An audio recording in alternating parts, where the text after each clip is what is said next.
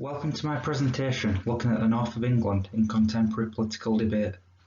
The work presented here is based on my ongoing PhD research carried out at the University of Leeds. In terms of the structure of the presentation, in the first part I'll provide a brief overview of the project, and in the second I'll discuss some of the early research findings of the study, focusing in particular on specific issues of contestation within three broad themes of discussion on the contemporary North, namely around Northern identity, the idea of a North-South socio-economic divide, and on the politics of the Red Wall and the levelling up agenda. First, on the overview of the project.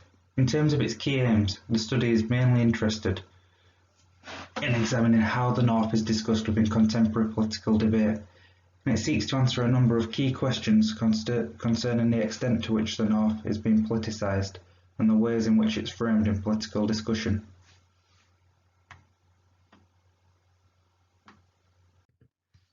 Before going further, it's useful to consider what exactly is meant by the North of England. While there have been many attempts to define the North, there's little agreement over the precise boundaries of the region. There are three notable approaches to geographically defining the North. There's the historic cultural approaches that tend to highlight Humber Mersey axis as the boundary of the North. Socio-economic approaches which often place the boundary further south, sometimes with a line from the Severn Estuary in the west across to the Wash in the east. And the statistical region approach, in which the North is generally said to be made up of the three government statistical regions of North East, North West, Yorkshire and the Humber. Owing to the different ways in which the North can be defined according to different criteria and different perspectives, this study doesn't seek to provide its own definition of the North. Instead, it's more interested in understanding how different political actors define the North, and how this impacts their views on the politics of the region and policy choices.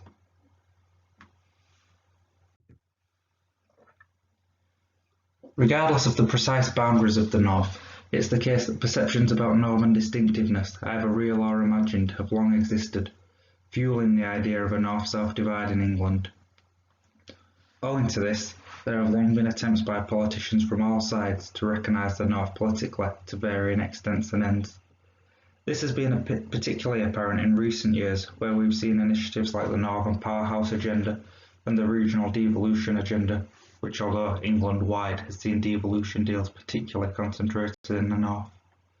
Initiatives like these, as well as broader political factors, such as the role of the North in the vote for Brexit, have served to increase the political saliency of the region. Then, at the 2019 general election, the North was a key political battleground, and it looks set to continue to feature centrally as part of the government's levelling up agenda over the coming years. So it's in this context that the study seeks to understand the North and its role within the contemporary political debate.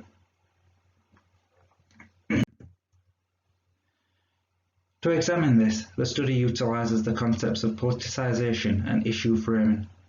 Politicisation is best viewed as the process of issues becoming salient within political debate. Politicisation is a useful concept for considering how issues become part of political discourse, but it doesn't necessarily lend itself to understanding the drivers and meanings of issue politicisation. For this, an additional concept is required: issue framing. Frames can serve to diagnose and evaluate politicised issues and prescribe political remedies for them. So understanding how politicised issues are framed therefore provides greater insights into the reasons for politicisation and the desired impacts of it.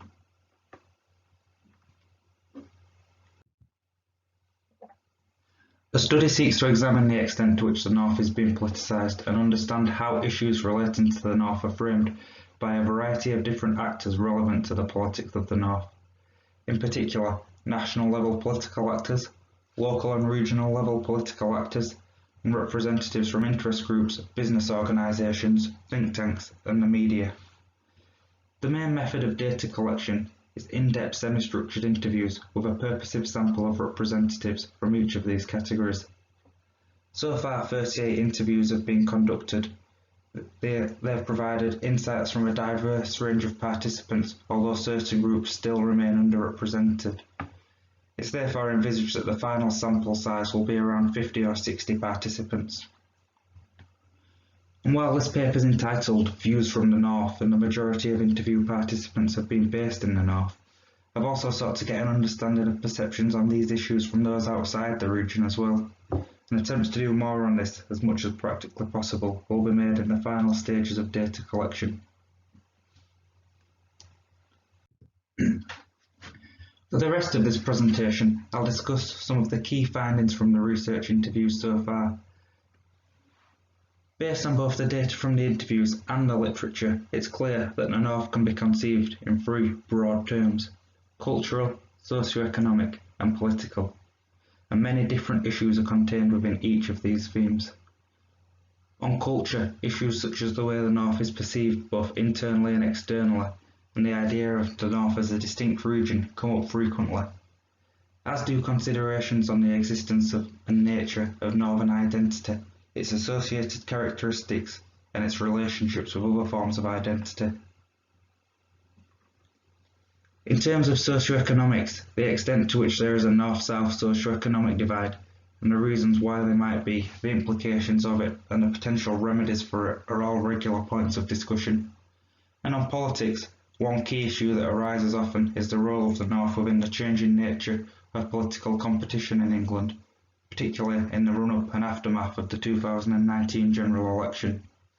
And issues around governance of the North and the impact of devolution are also key issues of discussion here. So evidently, the nature of political debate concerning the North of England is extremely wide-ranging.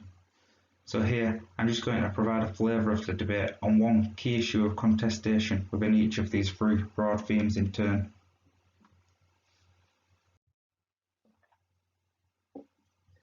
First, in terms of culture, it's interesting to consider the variety of different ways in which Northern identity is framed, and the extent to which there are competing perspectives on the idea of Northernness. To begin, it's apparent that the identity label of a Northerner is well recognised and resonates with some.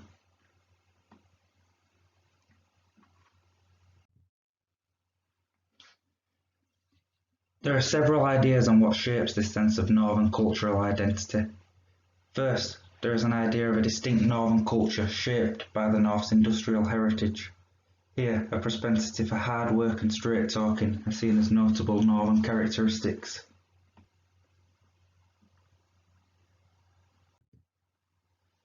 And there's also a more contemporary view of Northern culture that tends to be linked with music and the arts, as well as the idea of the archetypical Northerner. In this understanding of Northernness, characteristics such as friendliness and openness in talking to strangers is often highlighted.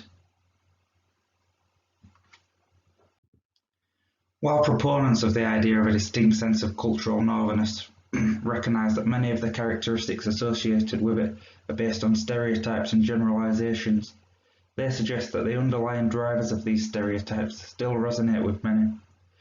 But the reasons why these ideas of Northernness continue to resonate are complex. There's a sense that because ideas associated with it become so ingrained within the national psyche, both inside and outside of the North, that ideas of Northern cultural distinction resonate, regardless of the extent to which they offer a reflection of reality.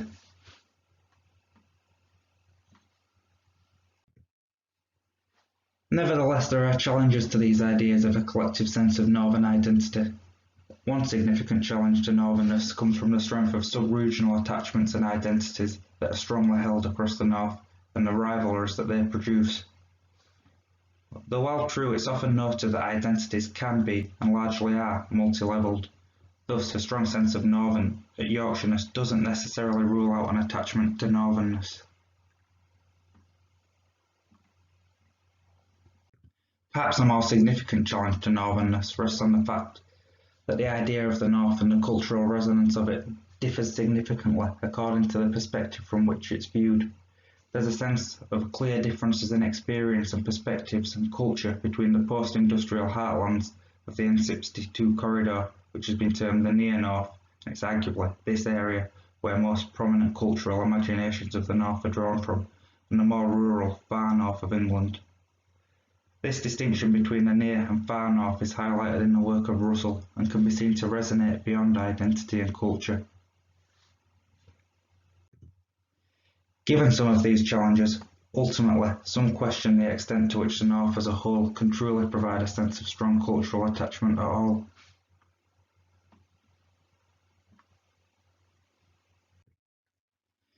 Moving on to look at a key issue in the socio-economic debate, the interview data exposes several different perspectives on the extent to which regional inequality can be framed in terms of a North-South divide. While the majority recognise that the North isn't wholly deprived and the South isn't a land of unbroken prosperity, some suggest that on average, based on a wide range of indices, the North can be seen to be more disadvantaged. But often, the extent to which these concentrations of deprivation in the North are indicative of a simplistic North-South divide is brought into question. There appears to be a strong sense that the North's socio-economic challenges are the result of wider issues of regional inequality across England and the UK as a whole. As these quotes highlight, there's a widespread perception of a divide between London and the South East and everywhere else, rather than a simple North-South divide. Connected to this, a number of interviewees have suggested that the further you move away from London and the South East, the less economic opportunities there are. Given the geography of the country, this is seen as problematic for the North, but not uniquely so.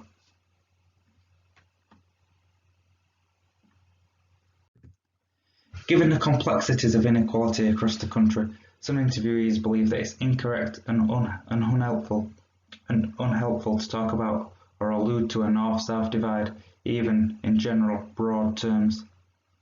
Often, they point towards the significant socio-economic differences within the North itself, as well as the significant economic challenges faced in other parts of the country. Connected to this, there's a sense among some that framing regional inequality and poverty in terms of a North-South socio-economic divide does a significant disservice to the recognition of deprivation in much of southern England.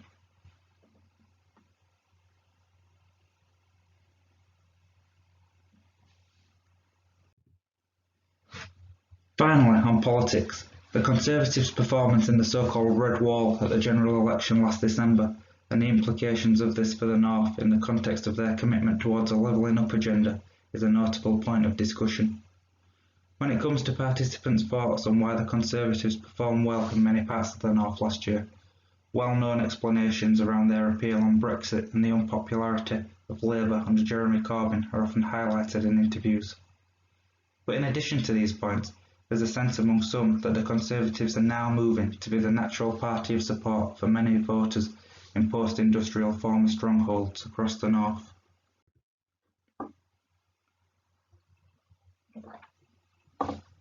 Some have talked about how the Conservatives are appealing to these types of voters on social values in particular in relation to policies on issues such as immigration and welfare.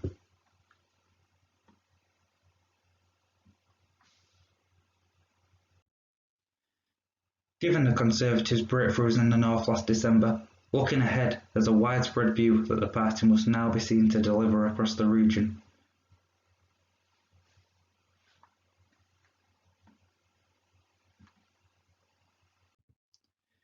The government has highlighted the importance of the North as part of its levelling up agenda. So, what kind of actions might we expect to see?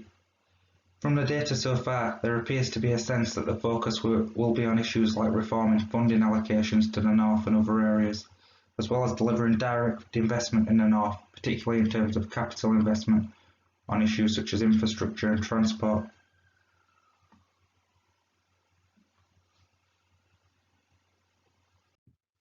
And while the ramifications of COVID-19 could be seen as problematic for this agenda, there's a sense among some Conservatives that the task of levelling up will be all the more important as we look ahead to recover post-pandemic.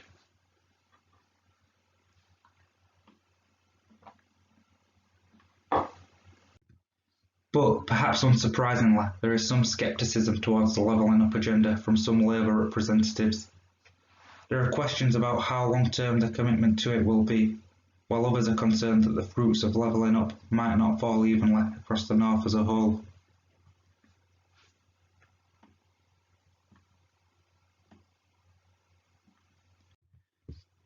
Meanwhile, others question the extent to which the Conservatives can be trusted to deliver for the North at all.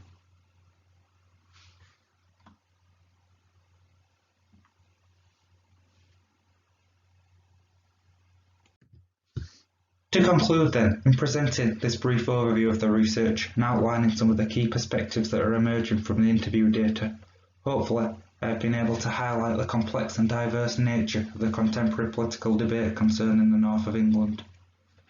More data collection and analysis is required, but it seems that a number of interesting ideas and debates are emerging from the data that could have significant ramifications for the politics of the North going forwards. And it's likely there will be further significant developments in many of these debates as we look ahead post-pandemic.